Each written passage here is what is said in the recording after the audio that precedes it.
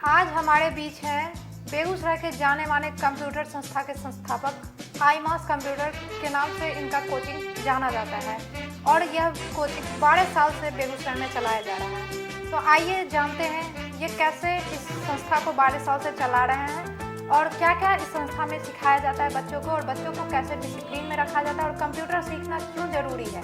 उससे पहले जी नमस्कार, आप सभी तमाम दर्शकों को केवी स्टूडियो के इस खास कार्यक्रम में स्वागत करती हूँ।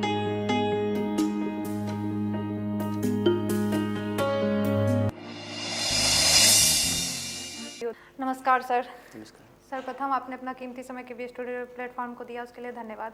धन्यवाद। मैं सबसे पहले रोशन सर को देना चाहता हूँ और केवी स्टूडियो की पूरी टीम को मैं देना चाहता हूँ, क्योंकि आप लोग मिलकर जो इस तरह का प्लेटफॉर्म बनाए, जो कि बेगूसराय में जैसा मुझे लगता है यह पहला ही इस तरह का प्लेटफॉर्म है जहाँ की बेगूसराय के तमाम बुद्धिजीवी लोग यहाँ आते हैं और अपने विचारों को रखते हैं और बेगूसराय वासियों से हम लोग को या कई बुद्धिजीवी लोगों को उनसे रूबरू कराते हैं। ये बहुत ही बढ़िया चीज़ है जी। फिर से मैं धन्यवाद उनको देना चाहता हूँ। सर, प्रथम हमारे केवी स्टूडियो के दर्शक जो देख रहे हैं केवी स्टूडियो के माध्यम से, उनको अपना पहले इंट्रोडक्शन दे दीजिए। मेरा नाम विपुल कुमार है, मैं बेगूसराय का ही रहने वाला हूँ और मैं आईमास कंप्यूटर सेंटर काली स्थान चौक के पास और एक गायत्री मंदिर के पास में है, दोनों का मैं डायरेक्टर हूँ। बट मैं टीच आईमास कंप्यूटर सेंटर काली स्थान चौक के पास जो है वहाँ पर मैं टीचिंग भी करता हूँ। जी। तो सर, आपने पढ़ाई लिखाई कहाँ से की थी? मेरा शिक्षा का जो भी हुआ काम वो सारा का सारा बेगूसराय में हुआ। मेरा मैट्रिकुलेशन कॉलेजिएट स्कूल से हुआ, इसके बाद इंटर हमारा जीडी कॉलेज से हुआ, ग्रेजुएशन भी जीडी कॉलेज से हुआ। फिर मैं आईएसबीएम पुणे से मैं एमबीए किया डिस्टेंस कोर्सेज से। यही चीज़। तो आपके मन में ये कैसे कब ख्याल आया कि मैं कोचिंग संस्था खोलता हूँ? क्योंकि एक स्टूडेंट के लाइफ में मन में हमेशा यही ख्याल आता है कि मैं एक जॉब करूँ, गवर्नमेंट जॉब के ज़्यादा पीछे भागते हैं, फोकस करते हैं उस पर। तो आपके मन में वो नहीं आया कि मैं एक जॉब करूँ? आपने सही क्वेश्चन किया कि किसी के भी मन में ऐसा तो नहीं आता है कि मैं आगे बढ़ के मुझे टीचर ही बनना है। सही बात है, हर बच्चे ये चाहते हैं कि मैं इंजीनियर बनूंगा, डॉक्टर बनूंगा, कोई सिविल सर्विसेज में जाना चाहते हैं। बट मैं भी यही चाहता था कि कुछ और बनूं, टीचर नहीं बनूंगा। बट एक्चुअली में मुझे कंप्यूटर सीखने का बहुत शौक था जी। जब मैं कंप्यूटर सीखने लगा और जब मेरा कोर्स कंप्लीट होने लगा, इसके बाद जो भी हमारे टीचर थे, गुरुदेव थे, जो हमको कंप्यूटर सिखाए, वो कभी कभी कहते थे कि विपुल थोड़ा सा क्लास में जाओ और स्टूडेंट को लिखा दो। इस तरीके से हमें वो कहते थे, तो हम भी जाया करते थे और जाकर लिखा दिया करते थे। तो ये जो है सो चलता रहा, 1 दिन 2 दिन 3 दिन 5 दिन इस तरह से चलता रहा। धीरे धीरे ऐसा हुआ कि स्टूडेंट लोग ही कहने लगे कि सर विपुल भैया को ही बोलिए ना पढ़ाने के लिए। उसमें मैं टीचर नहीं था, सबके लिए मैं भैया था, क्योंकि मैं सीनियर था जी। तो हमारे जो गुरुदेव थे बोले एक काम करो विपुल, तुम पढ़ाओ। तो मैं उसी में सोचा सर मैं टीचर मैं नहीं पढ़ा सकता हूँ, आपके सामने मैं कैसे पढ़ाऊँगा। तो बोले नहीं, कोशिश करो ना, हो जाएगा। तो जब मैं पढ़ाने लगा मुझे बड़ा इजी लगा, मुझे लगा हाँ मैं कर सकता हूँ, और मुझे अच्छा लगा कि मैं हर एक स्टूडेंट को मोटिवेट कर रहा हूँ, इस चीज़ के बारे में जानकारी दे रहा हूँ कंप्यूटर के बारे में, और धीरे धीरे मैं इसी चीज़ में लग गया। इसके बाद मैं वहाँ से जब हटा तो 2-3 इंस्टीट्यूट को भी मैंने ज्वाइन किया एज ए टीचर। मेरे पास एक छोटा साइकिल हुआ करता था, मैं उससे इंस्टीट्यूट जाया करता था, पढ़ाया करता था। 1-2 साल मैं दूसरे इंस्टीट्यूट में जाकर पढ़ाया। मैं कुछ स्टूडेंट को अपने घर में बुलाकर उनको अपना एक लैपटॉप जिसको आप कहते हैं, उसी पर 4-5 बच्चे को बैठा कर उनको पढ़ाया करता था। तो वही लोग मुझे बोले सर क्यों नहीं एक इंस्टीट्यूट ही आप खोल लेते। तो मेरे पापा का भी इच्छा था मैं कुछ और बनूं, लेकिन मैं उनके साथ शेयर किया कि पापा ऐसे ऐसे मैं चाहता हूँ कंप्यूटर ही पढ़ाना। बोले ठीक है कोई दिक्कत। वो मेरे ऊपर प्रेशर नहीं डाले, नहीं तुमको यही चीज़ करना है। बोले कोई दिक्कत नहीं, कर सकते हो। और मैं इसके बाद इंस्टीट्यूट खोला, जो कि 27 सितंबर 2009 में मैंने इंस्टीट्यूट का ओपनिंग किया आईमास का। और 12 साल से मैं इस लाइन में। मतलब आप अगर बोला जाए तो इंस्पायर आप अपने गुरुदेव से ही हुए? हाँ, इस लाइन में यदि मैं आया हूँ तो मैं गुरुदेव से आया हूँ, वो मेरे लिए आइडियल पर्सन है। ऐसे मैं पापा मम्मी का भी हूँ, वो लोग भी मेरे ऊपर विश्वास किए नहीं ये कर सकता है, और इस पर प्रेशर मैं नहीं डालूंगा। यदि इसका इच्छा है यही करना यही करे। तो उनसे भी मैं इंस्पायर हूँ। तो थैंक यू उनको भी और मैं अपने गुरुदेव को भी। आपने एक बात बोला कि बच्चे टीचर बनना नहीं चाहते हैं, जॉब में जाना चाहते हैं, ऐसा क्यों? बेगूसराय में तो अभी बहुत सारे टीचर हैं हाँ सही बात है। और बहुत सारे कोचिंग संस्था खुल ही रही है धीरे धीरे धीरे धीरे। मुझे ऐसा लग रहा है कि अभी के समय में युवा टीचर ज़्यादा हो रहे हैं, सही बात है। तो इस पे आपका क्या कहना है? देखिए आज के समय में बेरोजगारी बहुत ज़्यादा है जी इस चीज़ को आप मानती हैं। जी और इस बेरोजगारी के दौर में हर कोई चाहता है कि कहीं मुझे जॉब लगे, लेकिन कोई भी सरकार आवे वो यदि चाहेगा बेरोजगारी को कम्प्लीटली ख़त्म कर दे, नेवर, हो ही नहीं सकता है, क्योंकि इतना ज़्यादा बेरोजगारी है। हाँ कुछ उसमें कमी ला सकती है। तो आखिर हम लोग कैसे करें, आखिर हम लोग इस बेरोजगारी को ख़त्म कैसे करें? जी तो हर किसी के मन में आता है चलो मैं कंप्यूटर ऑपरेटर बन जाता हूँ, चलो मैं ये करता हूँ। तो अभी हम लोग में है कि चलो मैं टीचर बन जाता हूँ, बस यही चीज़ है। और वो टीचिंग लाइन में आ जाते हैं और वो टीचर बनते हैं। तो बढ़िया अच्छा चीज़ है, ये मैं नहीं कह रहा हूँ कि ये चीज़ गलत है। यदि हर कोई चाहेगा कि हम इंजीनियर बन जाए तो आगे वाले बच्चे को कौन पढ़ाएगा, सवाल ये उठता है। तो उसको पढ़ाने के लिए भी कोई होना चाहिए, तो बहुत ही बढ़िया चीज़ है। बिना टीचर के तो कुछ हो ही नहीं सकता। आज अगर कोई डॉक्टर है, कोई इंजीनियर है या कुछ भी है, तो वो ड्यूटी टीचर, एक टीचर के बदौलत ही है। अगर आपको अनुशासन कोई सिखाता है फैमिली के बाद, तो वो आपके टीचर ही रहते टीचर हैं। ही होते हैं। सही बात, एकदम आप एब्सोल्युटली राइट। एक पॉइंट है ना कि आपके पहले जो गुरुदेव होते हैं वो आपके फैमिली वाले मम्मी पापा होते हैं, और उसके बाद जो होते हैं वो टीचर होते हैं। लेकिन मेरा ऐसा मानना है कि अगर कोई आपको डिसिप्लिन सिखाता है या सब कुछ सिखाता है, उस लायक बनाता है, तो वो सारा काम टीचर का ही रहता है। हाथ पकड़ना तो मम्मी पापा अभी के टाइम में एज ए फैमिली में कुछ नहीं उनको बोलना चाहूँगी, बट फैमिली उतना नहीं दे रही है टाइम बच्चे को। इसमें आपको भी बहुत कुछ देखने को मिला होगा इस 12 साल में। देखिए ऐसी सही बात है कि बहुत पेरेंट्स लोग बच्चे पर प्रेशर डालते हैं कि नहीं तुम्हें ये करना ही है, और बच्चे वो नहीं करते हैं तो थोड़ा सा वो लोग अपसेट हो जाते हैं, जो कि ये चीज़ गलत है। जी। यदि पेरेंट्स ही बच्चे के साथ नहीं रहेंगे, उनका साथ नहीं देंगे, तो फिर ये वो बच्चे डिप्रेशन में चले जाते हैं। वो कल की तारीख में कुछ भी गलत काम कर सकते हैं। तो मैं यही कहूँगा कि पेरेंट्स को उनका साथ देना चाहिए, बशर्ते कि बच्चे सही रास्ते पर जा रहे हैं। तो मैं यही कहूँगा कि उनके साथ होना चाहिए, उनका साथ देना चाहिए, बस। आप 12 साल से कोचिंग चला? हाँ मैं 12 साल से। स्टार्टिंग आप कहाँ से किए थे, मतलब स्टार्टिंग में कहाँ से ओपन किए थे? हमारा इंस्टीट्यूट आईमास जो 27 सितंबर 2009 को मैं एस्टेब्लिश किया, आईमास के ही नाम से किया। मतलब 2 जगह है ना आपका? एक हमारा कालीसन चौक के पास है। इसके बाद 2016 में मैंने गायत्री मंदिर सर्वोदय नगर के पास मैं अपना इंस्टीट्यूट वहाँ पर एस्टेब्लिश किया। दोनों को देख रेख आप ही करते हैं? हाँ दोनों का डायरेक्टर तो मैं ही हूँ, बट मेरी वाइफ है स्वाति सांडिलिया, वो वहाँ की मैनेजिंग डायरेक्टर है गायत्री मंदिर के पास जो इंस्टीट्यूट है। जी। बहुत ऐसे हस्बैंड होते हैं जो अपनी वाइफ को घर तक ही रहने देते हैं, आप अपनी वाइफ को यहाँ तक कैसे लाए? देखिए वो एक्चुअली मैं इंजीनियरिंग कर रही थी, इंजीनियरिंग की, जॉब भी मिला, बट जॉब कहीं और मिला। मैं बेगूसराय में टीचर, वो कहीं और, बच्चे कहीं और। तो ये लाइफ स्टाइल मेरे अनुसार ये नहीं है। पैसा सब कुछ नहीं होता है। तो मैंने उसे कहा तो तुम बेगूसराय आ जाओ और तुम आईटी सेक्टर से ही हो, तो बेटर रहेगा, दोनों मिलकर हम लोग इंस्टीट्यूट को रन करेंगे। और वो भी एग्री हो गई, तो बस मैं उसके लिए एस्टेब्लिश कर दिया।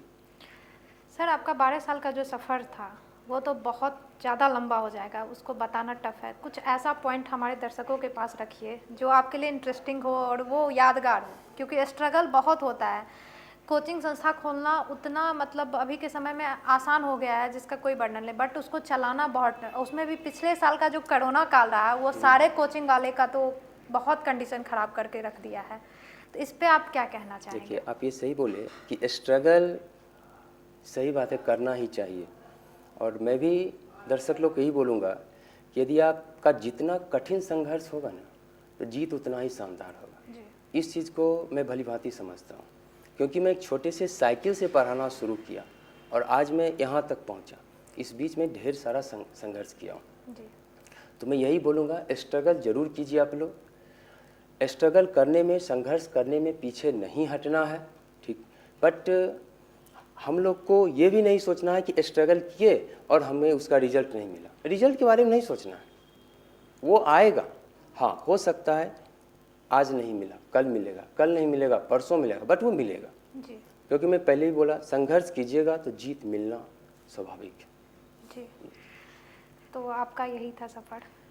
बस यही हमारा सफ़र है। जी। और 12 सालों में स्टूडेंट के बीच रहना, उनको मोटिवेट करना, उनको कंप्यूटर सिखाना, यही हमारा काम। जी, तो सर कंप्यूटर आप कौन कौन सा कोर्स करवाते हैं वहाँ पे? मैं DCA, टैली, DTP, ADCA, ढेर सारा कोर्सेज होते हैं। आगे हम लोग का प्लानिंग चल रहा है कि कुछ उसमें नया कोर्स हम डालें, जैसे पाइथन हो गया, FVX हो गया, ये भी सब कोर्सेज पे हम लोग का चर्चा बातचीत हो रही है। यदि सब कुछ सही रहा तो बहुत ही जल्द इस सबको हम लॉन्च करेंगे। जी, तो सर ADCA, DCA जो आता है कंप्यूटर कोर्स, इसको करने के बाद क्या इसका फ्यूचर है? आज के दौर में पहले तो एक कोर्स से पहले ये बता दूं, कंप्यूटर बहुत ही ज़रूरी का है। कंप्यूटर, आपने एक बात बोला था कुछ देर पहले, कंप्यूटर ऑक्सीजन की तरह है। एब्सोल्युटली राइट आप हैं, क्योंकि कंप्यूटर, सही बात है, आगे 10 साल के बाद आप देखोगे कि कंप्यूटर के बिना, जैसे किसी व्यक्ति का मोबाइल गुम हो जाता है तो परेशान हो जाता है कि अरे मोबाइल नहीं है मेरा, ये चला गया, वो चला गया। शायद मुझे लगता है आगे 10 साल के बाद कुछ ऐसा ही होगा कि कंप्यूटर के बिना हम लोग का काम नहीं हो पाएगा। आज आप देख लीजिए कि बिना ड्राइवर का मेट्रो चल रहा है, बिना ड्राइवर का गाड़ी चल रहा है। आखिर ये सब कैसे हो रहा है? टेक्नोलॉजी इतना ज़्यादा डेवलप हो रहा है, तो ड्यू टू कंप्यूटर ही है जो इतना ज़्यादा, उसका इतना ज़्यादा योगदान है टेक्नोलॉजी में कि हम लोग इतना आगे बढ़े। और पिछले 10 साल में कंप्यूटर बहुत बड़ा क्रांति लाया है, और आगे आने वाले 10 साल के बाद ये और भी ज़्यादा लाएगा जी, इस चीज़ को। तो हम तो यही बोलेंगे कि कोर्स कोई भी हो, लेकिन कंप्यूटर का नॉलेज रखना चाहिए। चाहे 2 ही महीना का कोर्स करें, 6 महीना का ही करें, साल भर का करें, लेकिन कंप्यूटर का नॉलेज होना चाहिए। जी, तो वो कोर्स करके जो दोनों कोर्स आप अभी करवा रहे हैं, 2 ही कोर्स करवा रहे हैं?